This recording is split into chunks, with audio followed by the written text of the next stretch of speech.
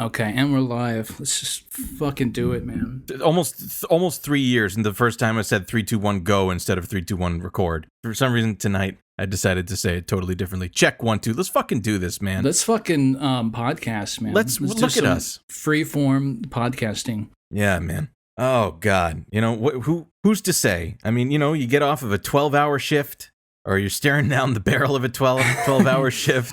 Yeah. Your every single social interaction that you have is one that could mean death for you and your family. That's the kind of shit that I like.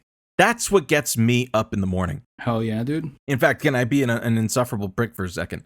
Always, yeah. Yeah. I mean, I typically am. I have started dipping my toe a bit into caffeine after abstaining for the better part of 3.5 years. Yeah. Do you feel it? Do you feel anything? Fuck yeah. Yeah. Jesus Christ. I'm like, everything's just firing at me, intensely. I'm not convinced I've ever...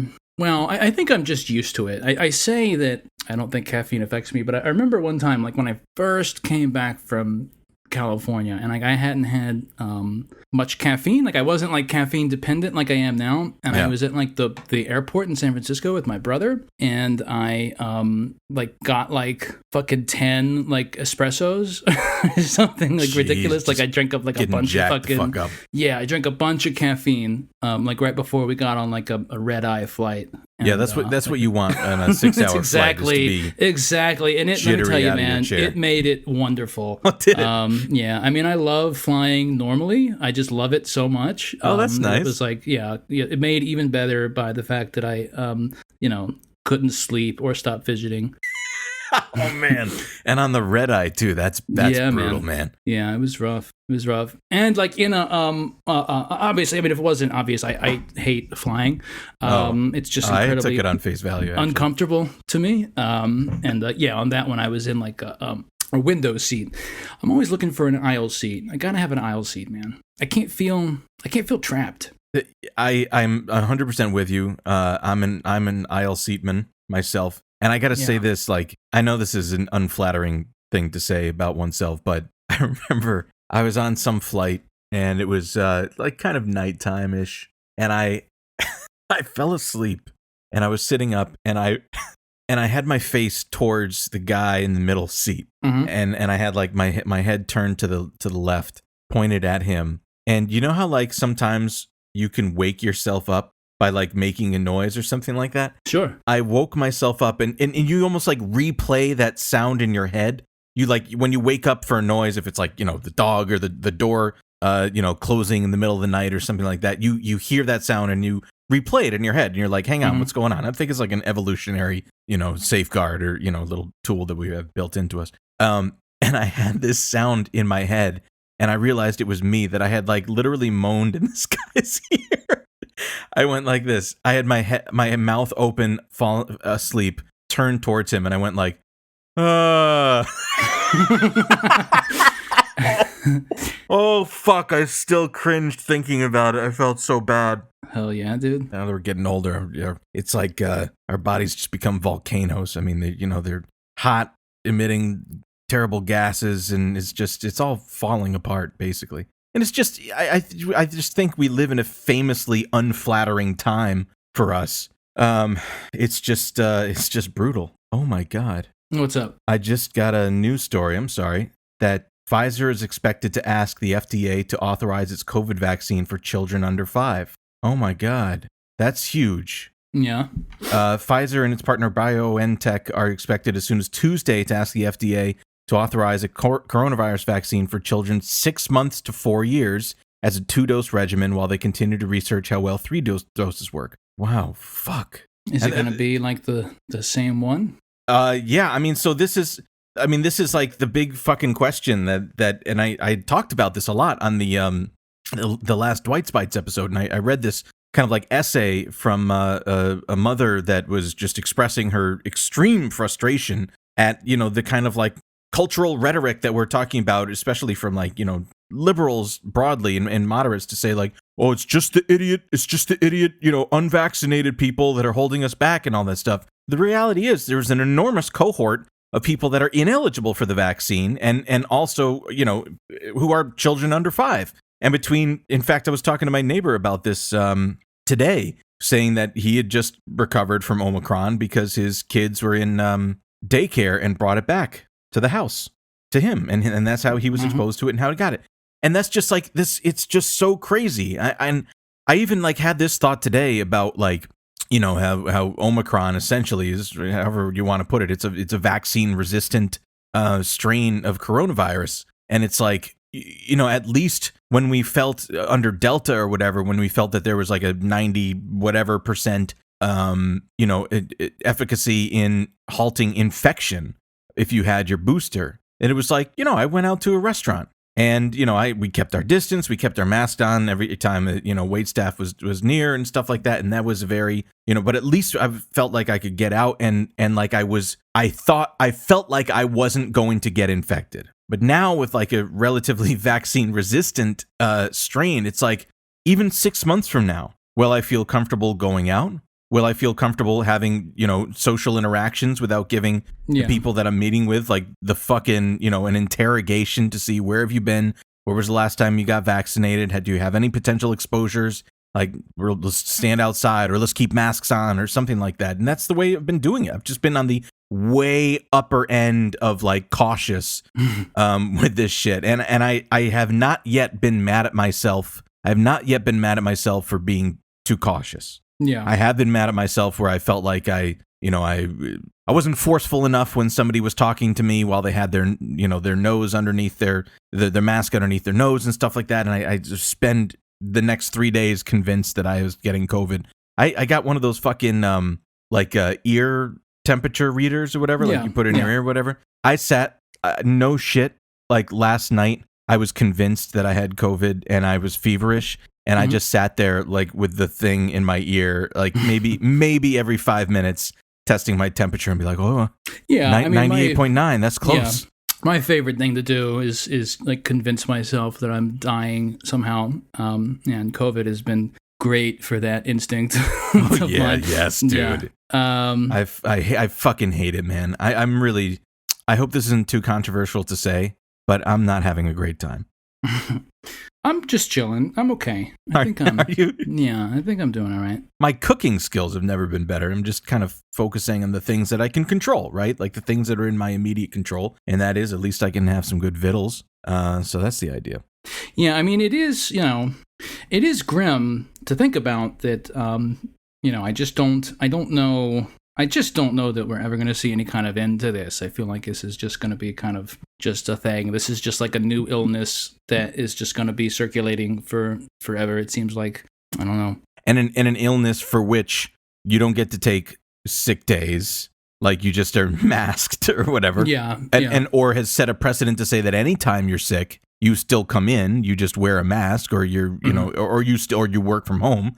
Like it's taken away the ability for us to like you shouldn't fucking work when you're sick. The notion of sick days at all is fucking nuts. Mm-hmm. If you're sick, you're sick. You stay home. I don't fucking understand it. I've been doing a lot of thinking like lately, and and some of the stuff we're going to talk about today about just this unbelievable fucking stranglehold that billionaires and capital has on our lives, and it's just like every day. We're just constantly like if you have any like generally leftist sensibilities or like working class centric class consciousness or whatever, like it's hard to go through the day without just losing your goddamn mind. I mean, because there's just constant reminders and examples of the injustices that are just destroying our fucking souls and turning our hearts into dark,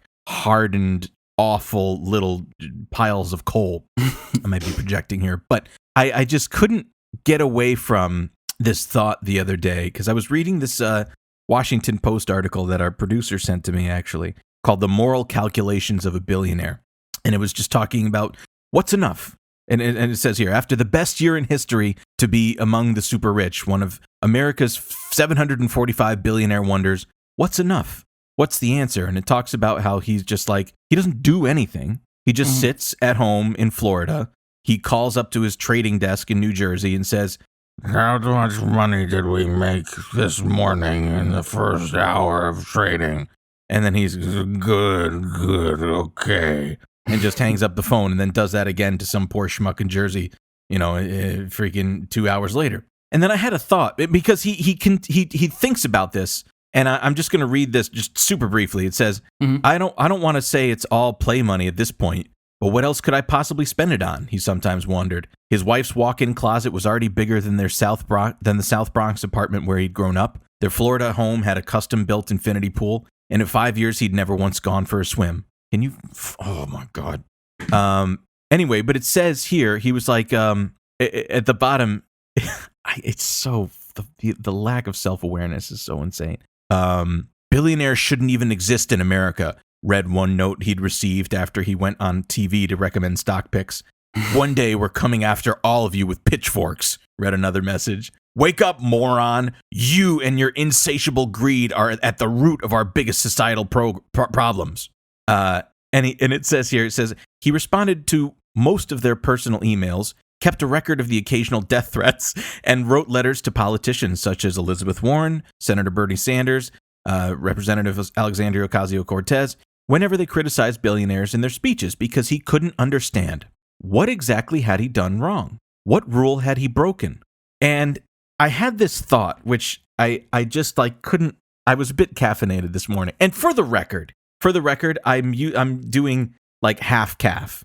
I do I grind the fucking the beans, and I do 1/2 caffeinated and 1/2 decaf. And I'm just getting my jollies, but I'm taking it slow because I don't want to be dependent on it. But anyway, I've had it a few times now.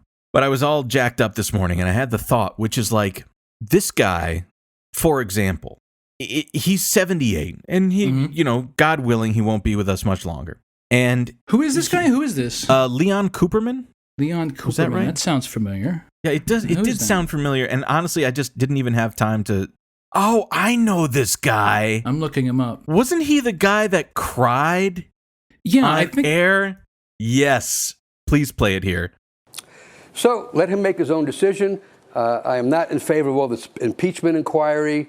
I want the American people to decide in November of 2020 what the future should be. I think. I think it's kind of obvious. People can not only see the emotion on your face, but hear it in your voice when you talk about this, Lee. Why? I care.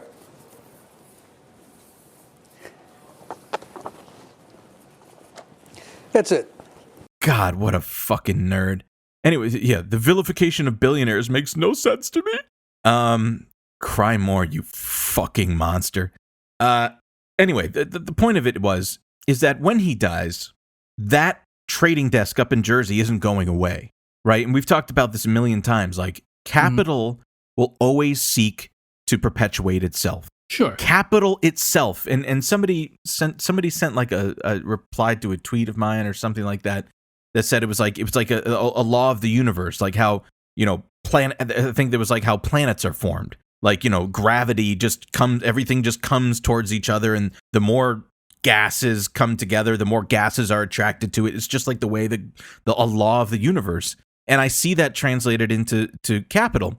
And for a guy like, Leon Cooperman or Elon Musk or any of these monsters, it's like they don't even have a choice. And I said that we need to view this like a zombie outbreak. Once they've been infected with this, and they are the ones on which that capital has accumulated around. There's no saving them. There's no changing them. They are infected. Well, the really disturbing thing that I think of is that most people are behaving in good faith. You know what I mean? Yes. Even some rich asshole who their business or whatever made them rich is it's insanely awful, disgusting, predatory thing. It still exists within the economic system that we have, and they may be totally operating within those lines and thinking that they're doing so in good faith. Most people, no matter how awful they are operating in good faith, whether they're no matter how damaging the causes of their actions are, or they're the results of their actions are. Exactly. They are. We're just fucking slugs with ganglia. Like we don't like we are much less autonomous than I think we think we are. Like they are just reacting to the material conditions and the stimuli put in front of them. And I think you're right. I think they truly think they're like, this is the thing that I should be doing. I don't doubt that there's obviously some like fucking zealots out there that are like truly fucking evil. Yeah, there's some real sickos. Eric Prince comes to mind. Like yeah. you Peter know what I'm Thiel saying? Is another good one. Exactly. Where they're just like, it is not enough for me to win. Somebody must lose, or somebody must be like liquidated. The Daniel Plainview philosophy. Yes, yeah, exactly. Throw that clip in here, please. Yes, please. I have a competition in me. I want no one else to succeed.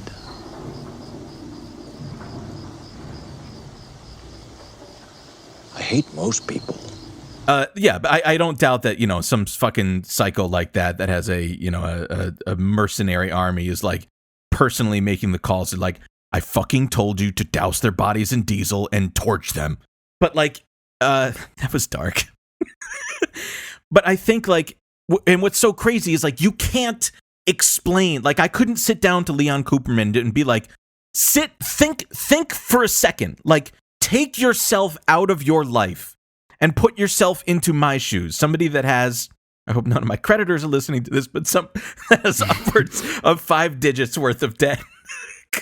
You know what I'm saying? Like, understand the stress that I'm under, that the rest of us are under, that like we just, if we stopped working for 2 weeks, for fucking 1 week, like I would be financially ruined for probably the next 18 months is my guess, if I didn't have income for like 2 weeks or something like that. Like it would like you couldn't, you get so buried underneath the fucking weight that you just can't get out. And I think a lot about this. Like I remember taking in college, I took a philosophy. I had a minor in philosophy, but one of the classes that I took, like one of the things that I really liked in like philosophy 101 or whatever, was the idea of original position, or the veil of ignorance, it's sometimes called, which is like, if we have to think about designing a society or something like that, the veil of ignorance says you don't know who you're going to be when you get into it. If we're just designing the simulation, you don't know who you're going to be. So if you say like, hey, like we have now, there's 745 billionaires in the United States and there's,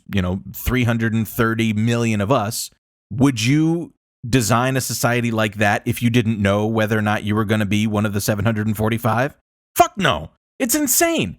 No one would make that decision if you weren't in that position. If you were on the other side of it and you didn't know which one you were going to be, you would never build a society like that. You would rather have a society where the fucking tide, floats all boats or whatever. So I just like, I honestly think that like we need to think about billionaires like they are just like, they as a person, like Jeff Bezos and his weird proclivities of like eating iguanas and doing fucking roids or whatever, it's just like it's meaningless in the long term. He has been infected with the disease of having capital accumulate around him. So I looked Leon Cooperman up. He was the one who said, I do remember this. He was the one who went on CNBC during the GameStop short squeeze last January, in January 2021, when like the Wall Street Bet subreddit was like buying up a bunch of GameStop stock and driving the price up and basically crushing all of the like hedge funds that had a short squeeze on it that were shorting the company.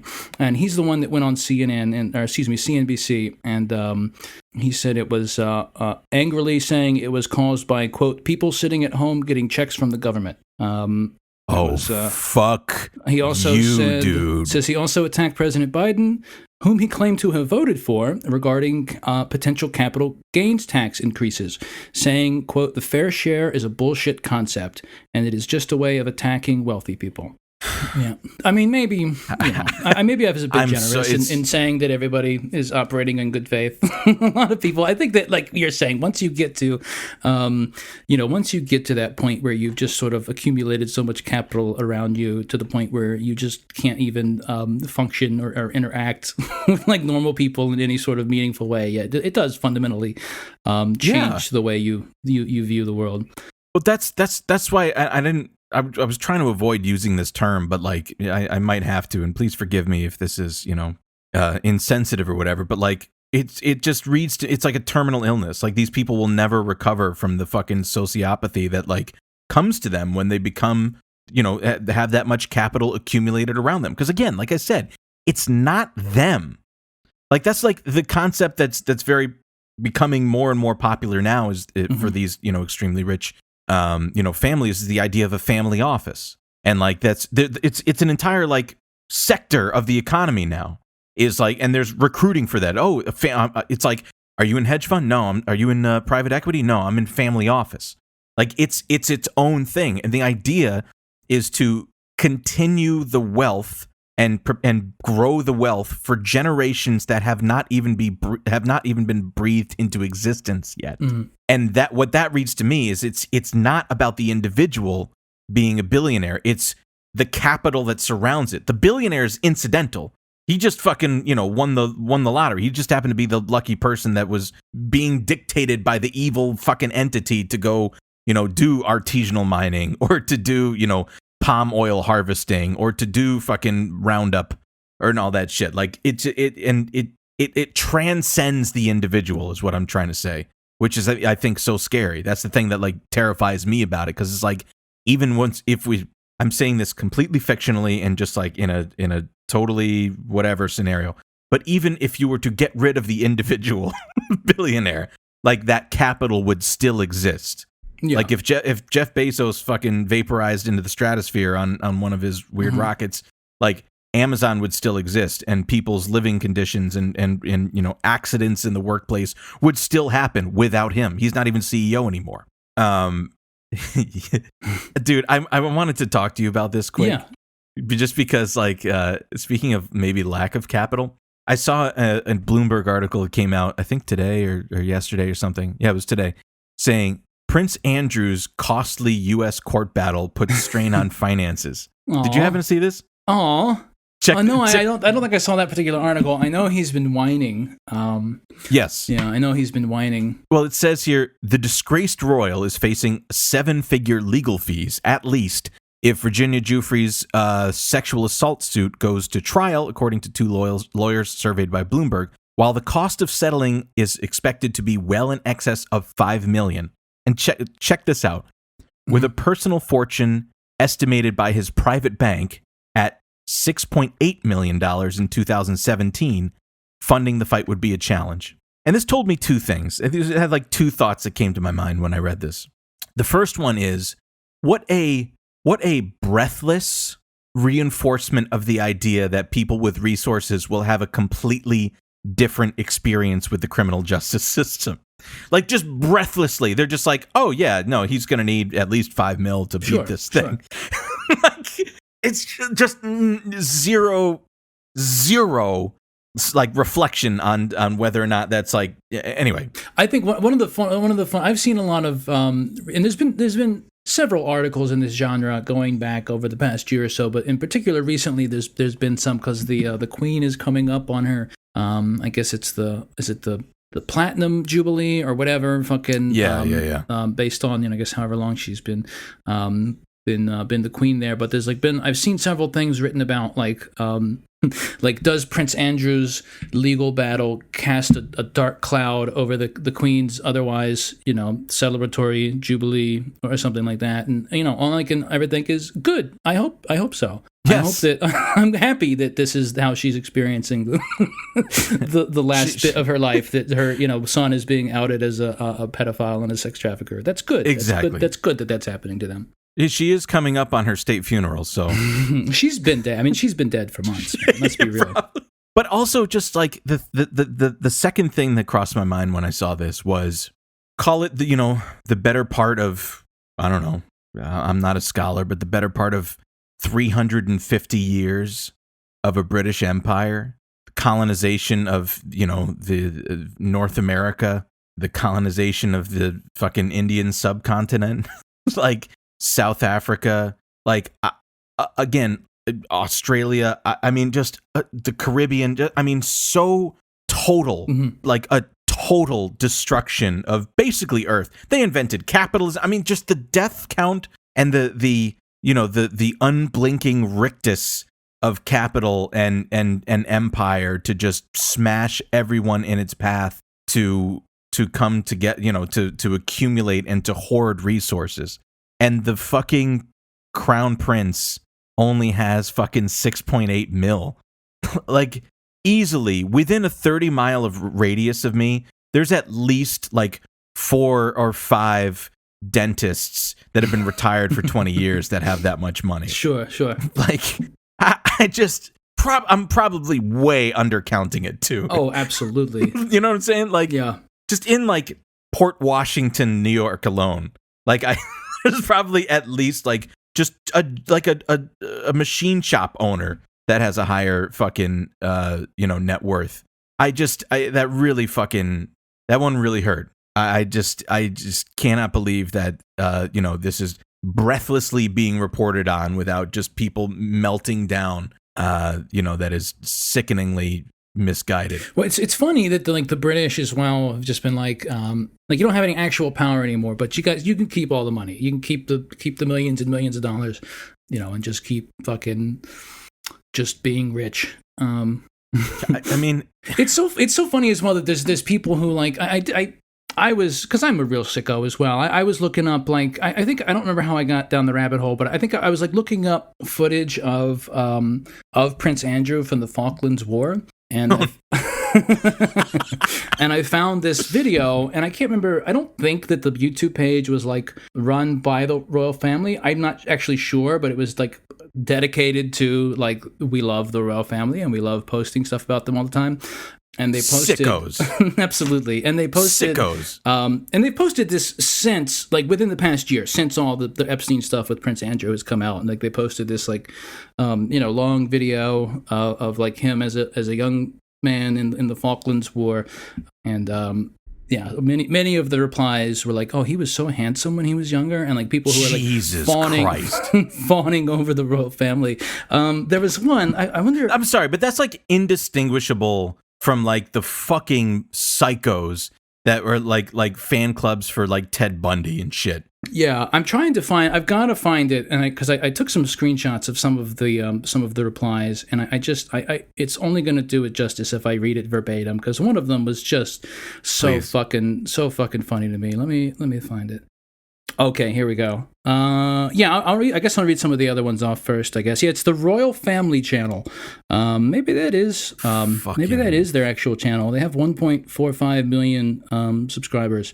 But some of the replies that I picked up on here. Well done, Prince Andrew. Let's remember all of the good he has done on behalf of the monarchy. Let's remember his help and direction during the Windsor Castle fire. Very well done indeed. Love Prince Andrew. Love the footage. Nice to see Andrew as well. Here's a good one. The one image of Prince Andrew with that beard, almost a spitting image to both King George V and Tsar Nicholas II. But by the way, I replied to a lot of these people, and like YouTube hid all of my replies. But here's the really good one. This is such a funny one to me. I'm really glad that you won the Falklands War, and I like this channel, but Prince Andrew shouldn't be presented here anymore. A rare moment of clarity. It's so good. Hey, great going. I'm really glad you guys, won the Falklands War. Good job. I love you guys, but yikes with Prince Andrew. I don't want to throw around too loosely the term re-education camp, but like, I don't know where else to go with it.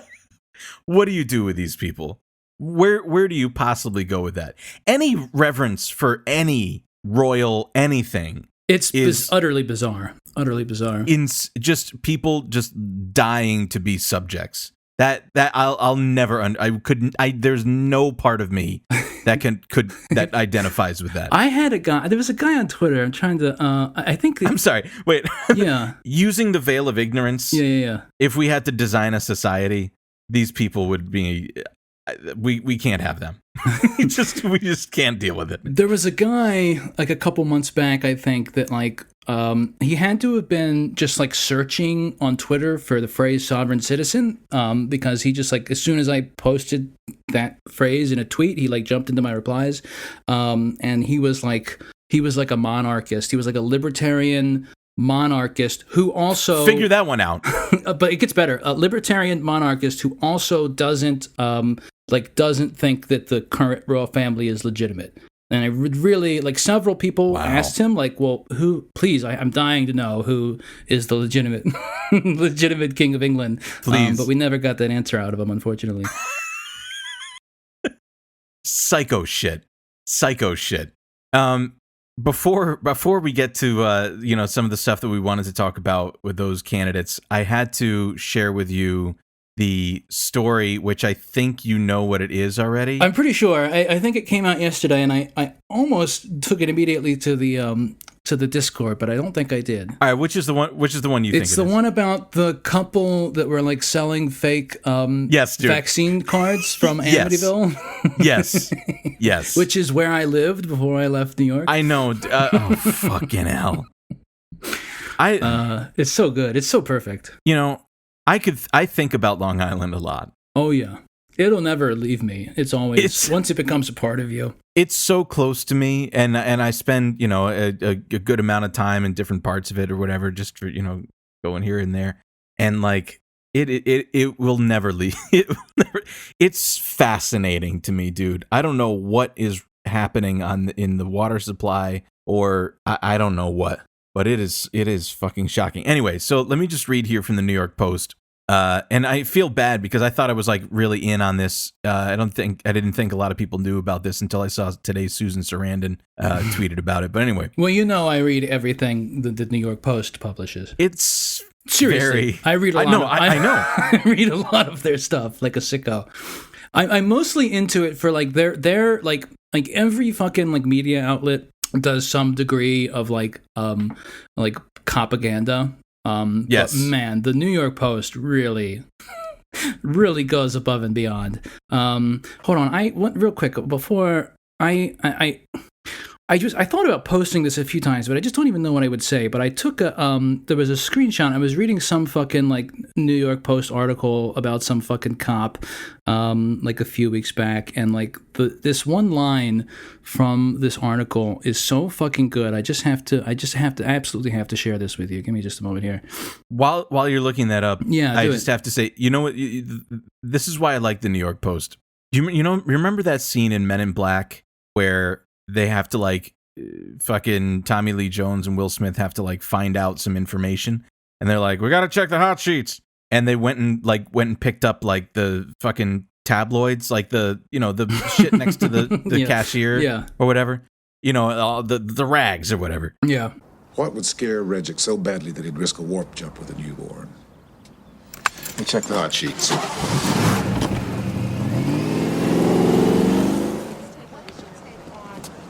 These are the hot sheets. Best investigator reporting on the planet. Go ahead, read the New York Times if you want to. They get lucky sometimes. Thanks, Manny. Cannot believe you're looking for tips in the supermarket tabloids. Not looking for. Found.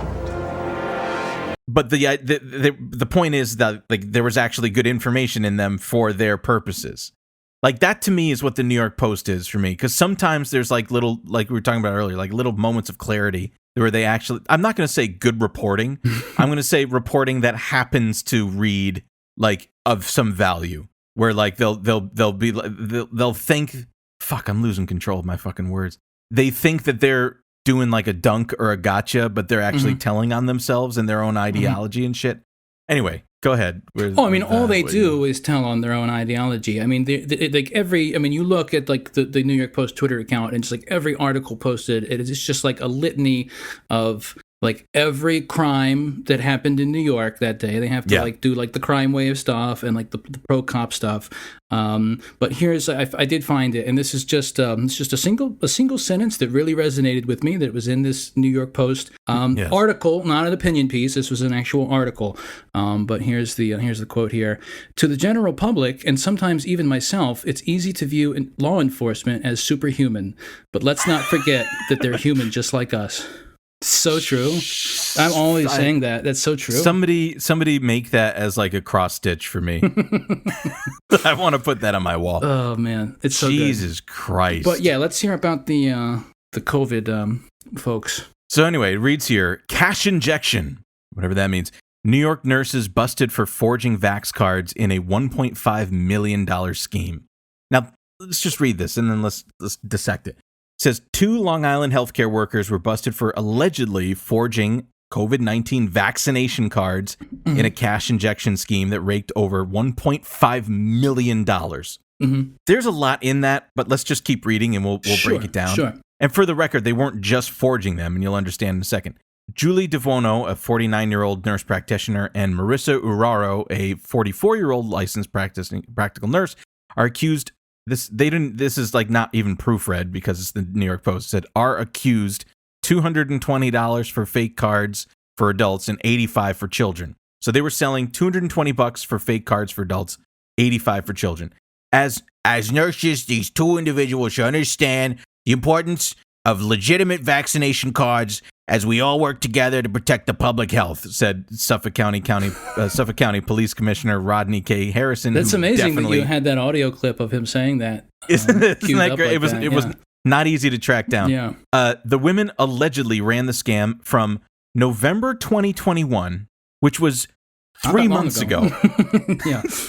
Out of Wild Child Pediatric Healthcare in Amityville, which is owned and operated by DeVono. Now, I looked that up because I had to see where that was located, and assuming I found the right one, it's actually not an Amityville address, it's a Lindenhurst address, but I believe that the house that they lived in was in Amityville.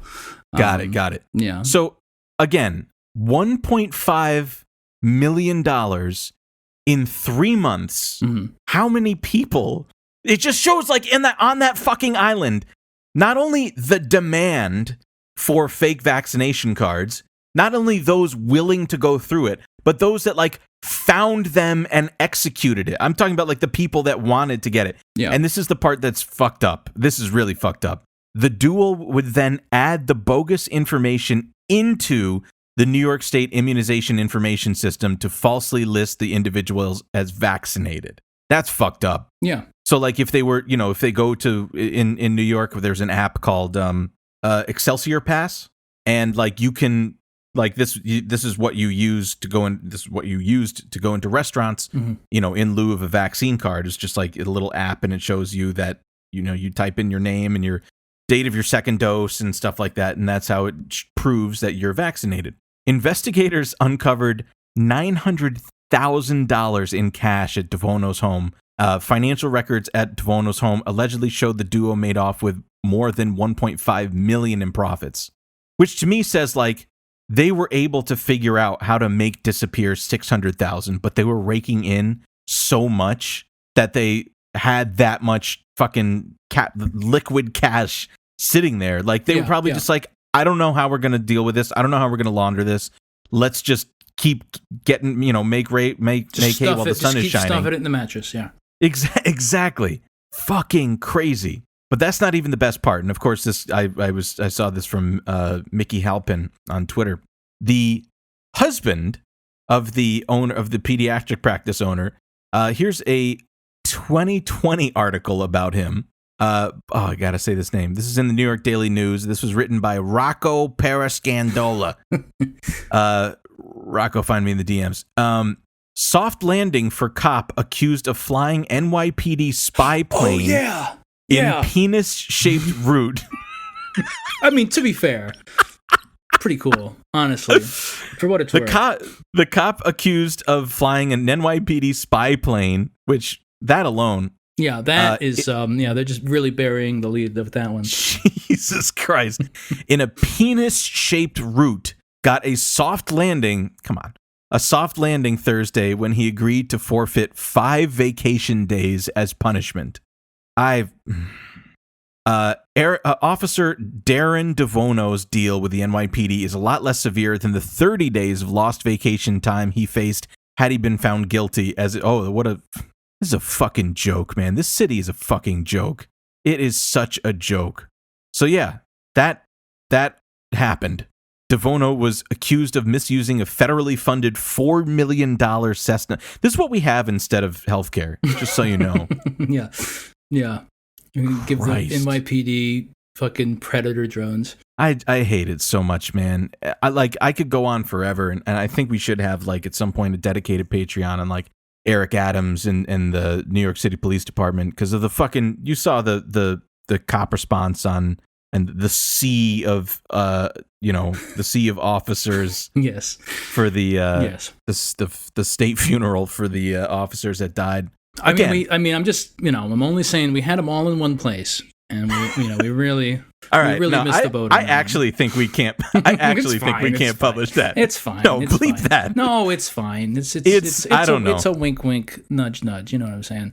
I think that's what they take into consideration in grand juries. But anyway, yeah. Well, how many people on that grand jury would have to pay for the Patreon? I'd say it's worth it. Yeah, it could be worth the fucking $20. All right. So anyway, it's just cops were killed in the last 2 years at a rate so much higher by COVID than any chasing down a suspect or anything like that. Sure. Complete fucked up hypocrisy and shit. Anyway, this guy was married to the lady that was doing the fraud. There's another, I'm sure you heard about this one as well, but there's another one, and this is still, I imagine this is going to be probably a lot bigger than that, and we'll probably hear more about this, but this place called the Center for COVID Control, which is a, have you heard about this? This company out of Illinois that operated, I believe, up to like 300 different COVID pop-up testing sites all around the country. They're under federal investigation and multiple state investigations for essentially being, it seems, at least somewhat very fraudulent. I don't know if maybe some of the testing that they were doing was legitimate, but it sounds like they were basically just giving everybody negative tests no matter what. Jesus Christ. Basically, and I don't know if part of that is that you could pay for that specifically. I'm not sure, but it seems like the investigation is still ongoing.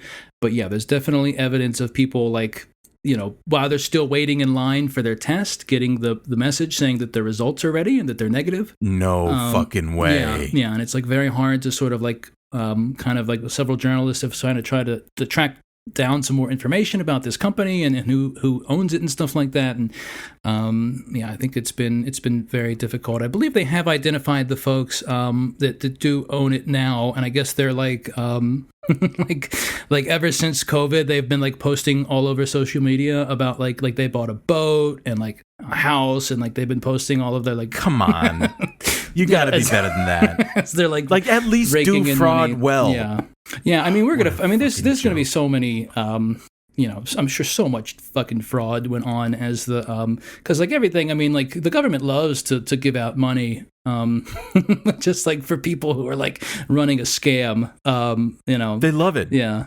They love giving out money to rich people who are running a scam. I've been thinking about this and talking about this. To some of our friends lately. I think we even brought it up on the show we did with Sam. Maybe it was just us talking.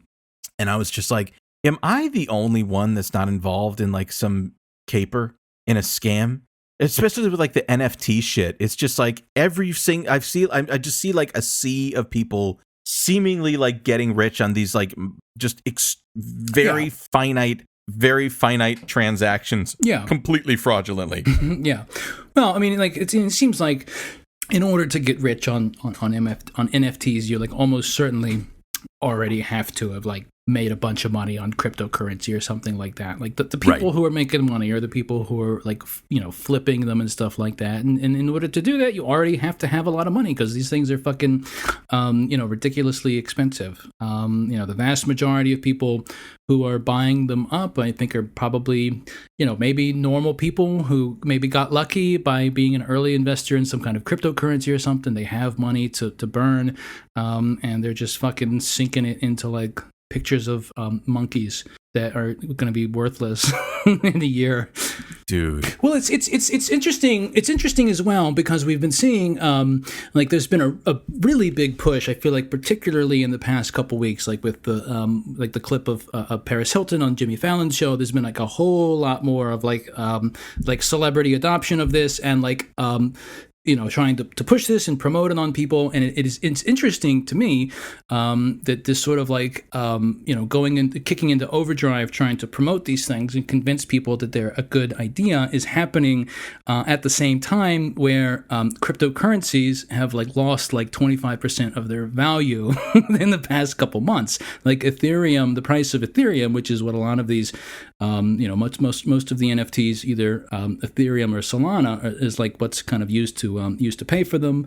That's what they use for the the fees that they need to fucking download the picture and stuff like that. So if you've sunk a bunch of money in Ethereum into this fucking monkey picture, and now 2 months later the Ethereum is worth 30%, 25% less than what it was. I could imagine you would, if you had a platform like like some celebrities do, you may be trying to kind of pump it up a little bit more to kind of recoup some of your losses on your investment. Makes sense to me. I honestly feel like I have chest pain. I'm just 150 years from now, when, future man is going to be living in a series of caves under Iceland or something like that. And they're trying to maintain certain academic practices, one of which is anthropology. And they're going to look back on that sentence that you said. I can't recall exactly what it was, but it was people spending $150,000 for a cartoon monkey or whatever it was. Mm-hmm. And they'll have no clue how to explain that. It will be a blank stain, just someone's just going to spill coffee on the manuscript, and I hope they do. And it's just, how do you possibly explain what the fuck is going on? Except for the fact, the only thing I come back to is just this is what it looks like. This is probably what it looked like when Rome was about to collapse. Yeah, what I really think, what it really is it's just the price. It's all just the hype, and it's all just the admission into the club. Basically it's just like a fucking, it's like a fad. They're fucking they might as well be Garbage Pail Kids or some shit like that, fucking JPEG Garbage Pail Kids or Beanie Babies, right? But also by purchasing them, you get admission into this super exclusive club that also has celebrities in it and stuff like that. And that's why a lot of these, and they're all sort of trying to, all of the various NFT projects that I've looked into, and I've absolutely destroyed my Discord account by doing this, by the way. Yes. They all sort of follow the same kind of structure that I guess that the Bored Apes Yacht Club sort of originated, and it's just all about sort of creating the community, creating the Discord channel, creating the hype around the project. They throw a lot of they'll throw some fucking stupid game into it now that they'll say is you can experience this in the metaverse or something like that. But they'll have all of the fucking structure of the fucking thing built up before they even finish the art. You know what I'm saying? They'll start the community, they'll get the hype started, they'll get the Discord channel, everybody will be in the Discord channel talking about how hyped they are, and they actually haven't even created the art or shown anybody what the art is yet, which is the thing that they like to pretend is the most important thing. But they've certainly taken the time to put all the other structure of it in place that's going to make them money, and saving the actual artwork for last. But yeah, it's all just sort of you're basically just buying admission into the clique, into the secret club, and that's really all it is. Is this a mass hysteria event or something? It's it just doesn't add up to me. Yeah, I mean, and it's the same as like any, so many other type of like get rich quick type schemes or scams or whatever. It's like where there are definitely people who are like flipping these things and making a lot of money. But like those are the people that I was talking about that had a pretty big bankroll to fund this before they started it.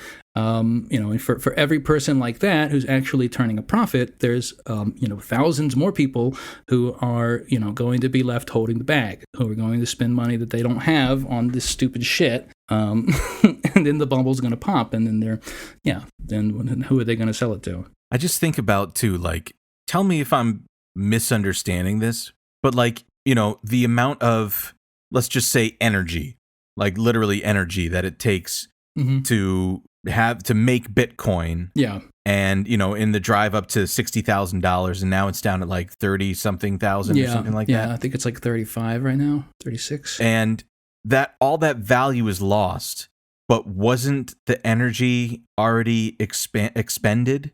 And like the environmental implications are we still suffer the loss environmentally to make all that Bitcoin, but all that value is lost. So what was the point of that? Am I missing something? No, I Is it definitely not like get it. extremely insane and frustrating? Well, I'll tell you one thing I can't help but think about as well, because a lot of people try to justify the amount of energy that it takes to mine Bitcoin and stuff like this by pointing out, and it's true that a lot of these Bitcoin a lot of rigs, they're set up in like, I believe Kazakhstan has quite a bit of them. I know that the American West has quite a bit of them. They're in like deserts and places that have some sort of natural gas that they're sort of capturing and using it basically straight out of the ground to power the fucking computers and whatever to do the Bitcoin mining. And they and their justification is, well, this is just natural gas that was in the ground anyway. We're not doing anything really to get it out of there. We're just burning it off. If anything, it's really helpful. And it's not, doesn't have the environmental impact that you think it does. But like in order to believe that, you also have to believe that if that is true, that there's not anything better at all that could have been done with that resource than create pictures of monkeys and Bitcoin and stuff like that. I just need it. Every time I hear that, I just need a minute. It's really, there was one of them yesterday that I found, I think called like the Lavish Ape Club or something. And I posted the picture of one of their posts from their Twitter account. It was so funny because they were like so serious in saying, you buckle up, motherfuckers. We are about to take ape art to the next level. Yeah, I saw that. Oh man, that sentence alone, and I think that like you retweeted it with that or quote tweeted or whatever, like, we're about to take ape art to the next level. And again, no art. They have no art yet. Their Twitter account has like 20,000 followers. They have a Discord channel. They have like the roadmap of their project and like all this sort of stuff planned out. But apparently, they're still working on the art. Mass delusion, a mass hysteria event. It's just like I don't know how to explain it any other way. It's just like it's so distressing to me. Why am I going to go to bed thinking about this, dude? I think about this really an amount of time that is just not healthy for me. That I spend, which I've always done this kind of stuff, is like just deeply invest myself into like reading about and like just stuff I just like hate or is just fascinating to me for some reason because I just want to punish myself. I think I showed you where I joined, Stone Toss. The like basically like Nazi like right wing cartoonist, political cartoonist. He has an NFT project, and like when they first launched that, he was doing it with like Ben Garrison, and I joined that Discord to like keep an eye on it. And then that's looking into the abyss. No, and then like the next day, that Discord server got banned, and I got like an email from Discord, basically like I guess they just like think I'm a Nazi now or something. They're like, you were participating in a Discord Discord channel with the instances of hate speech and stuff like that. Like, no, I'm just doing this normal. I don't agree with it. I'm just normal. I'm just in here, I don't know. Just keeping an eye. I'm just keeping an eye on the sickos. I don't have any good explanation for half of the things I do on the internet. See, that's the kind of anthropology that we need. Just keeping an eye out. I am so upset at this stuff. I try not to think about the NFT thing sometimes because it just like it kills me to my core. I don't understand it. I mean, I get it, and I've never I don't know, man. Yeah. I'm not a hype beast or whatever the shit that, you know, it takes to be in that, and I just, it hurts. It hurts. Yeah, I mean, the biggest thing, you know, the biggest thing that hurts is just like the amount of people that are already getting burned on this and who are going to continue to get burned. You know, there's so many people that are going to be left holding the bag on this, as compared to the very small amount of people that are actually turning any kind of profit. And not to mention that there's like, obviously with any kind of like, you know, easy money, get rich quick thing like this, there's always going to be, you know, scammers, and there's scammers right now. And there's people who are like, you know, doing this whole thing of like creating an NFT project, getting people hype, creating the Discord channel, you know, getting people on the fucking whitelist, and then to act like you're fucking minting them and getting people's money and all this sort of stuff. And then to just sort of like just delete the channel, delete everything, and just like a complete and utter rug pull after you've taken money, and then just go like totally radio silent. And this is, you know, happening right now. Yeah, let's do that. Let's scam some fucking Nazis. You know, it's money, funny bro. because I was thinking too, because like I think that part of my fascination in this type of stuff is that like I just like it's just so just so ingrained in me that like anytime there's like some kind of like easy money thing or like people like getting rich quick, I just have to fucking I just can't help myself. I just have to look at it. I just can't help myself. I do have to look into it. You out of anyone that I know in like our space and, you know, online left or whatever, I think you have like the finest eye for this sort of shit. Just like when you can look into the sewer and you see the pattern. I spent a lot of time down there, man. You see the pattern in the river of shit and glean out like information from that. I admire it so much. I've been thinking a lot about this guy, and maybe this is I think we were going to get to like the political that's the, gone. The political that's candidate gone. thing. So tune in fucking next week or sometime. We have some other stuff we wanted to talk about with some like Peter Thiel funded political candidates. But I just wanted to mention this guy, and this is apropos to nothing. But I can't help but think about this guy. There was a guy, and I've mentioned him on the show before. I mentioned him at least once, I believe, on the televangelist episode, where this was a guy that I knew that worked. I worked at this awful telemarketing place in Long Island, and this guy was like the top like number one seller like in the office by a very long shot. Like I mean like, you know, $600,000-$700,000 a year and stuff like that. And he was just the kind of guy who, and this is like true of like, it's almost like a very like Trump style thing. Like there's a very particular guy that I think about when I think about like the number one salesman in any office, just like a big fucking dumb loud guy who's just like, he's good because he just never stops talking, and he's just good. He's not saying anything particularly smart or really even knows all that much about what he's talking about, but he just has the ability to just keep talking and fucking like steamroll over people until they say okay. And I think about this guy all the time. Also probably prescription amphetamine abusers. Yeah.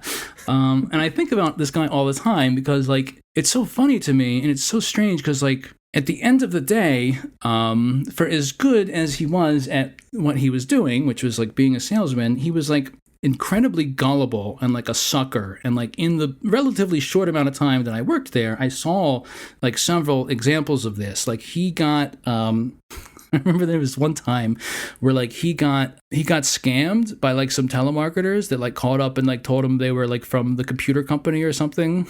Are you like they owed him money.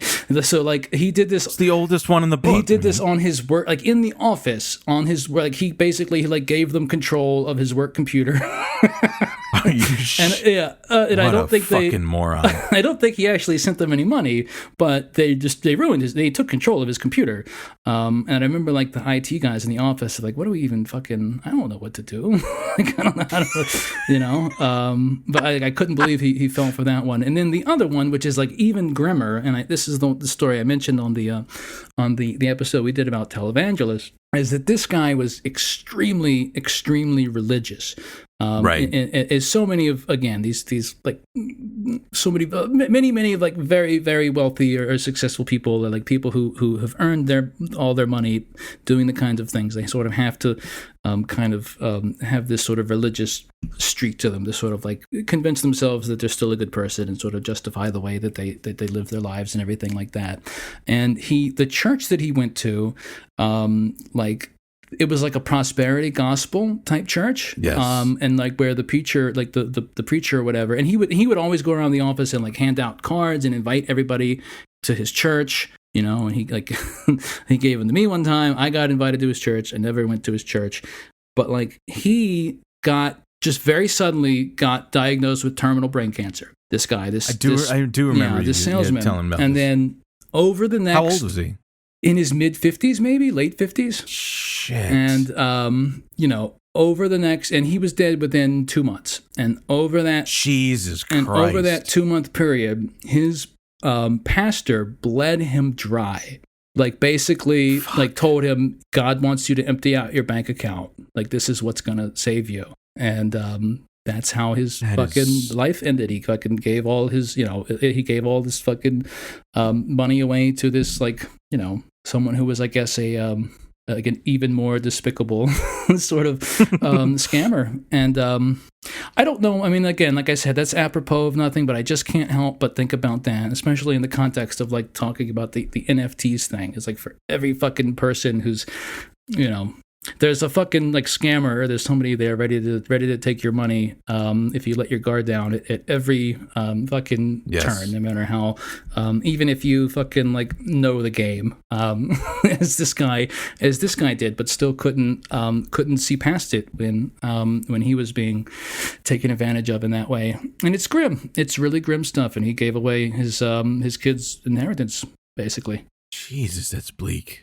Like as a parting thought too, like it's kind of I can't help but marry these two things about like that to me of just like these people just that are prepared to execute these extremely unscrupulous acts. Yeah, it's like is it them? Is it them that did that, or is it like just capital seeking? We're so inconsequential in the grand scheme of things, like us as individuals, and like there's we've ruined Earth or whatever, and like we've done irreparable harm, and have like are gonna like change the salinity of the oceans and shit like that. Yeah. And but it's not one individual that has done this. That's why like I just can't help but think about like the just that idea of capital accumulation is just so fucking crazy to me, because these people are doing these things that are so fucking sick. And I can't speak for the cop that drew a schwanz in the sky, because I don't think the money made him do that. That's just for the shit of it. But I don't know. It's just that's such a bleak, fucking sickening story, bro. It is, and it's just like. Yeah, I mean, that's when I just can't help but think about that kind of stuff. And again, about the idea of like people, basically everybody who's participating, many people are participating in the economy in a way that they believe that they're doing so in good faith. And it's like I've worked a lot in these sort of like sales environments, and like I don't claim to be the fucking like a picture of fucking like morality and ethics or whatever, but like I there was only so long I could do like sales jobs where I was like, I hate myself. Yeah. I can't do this. I don't have this. Yeah. I don't have this in me. This is a job that in any sort of like this is a job that wouldn't exist in any sort of like well-designed civilization. This is a job that basically it exists only to basically beat people over the head to buy something if they don't want it, and that's really all that job exists to do.